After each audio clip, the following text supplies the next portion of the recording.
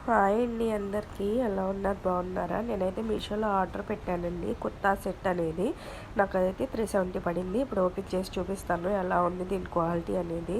Quality wise పర్లేదండి, ఓ super అని అయితే నేను చెప్పను. కొంచెం కలర్ అనేది నాకు వీడియోలో కొంచెము థిక్ కలర్, డార్క్ కలర్ చూపించారు.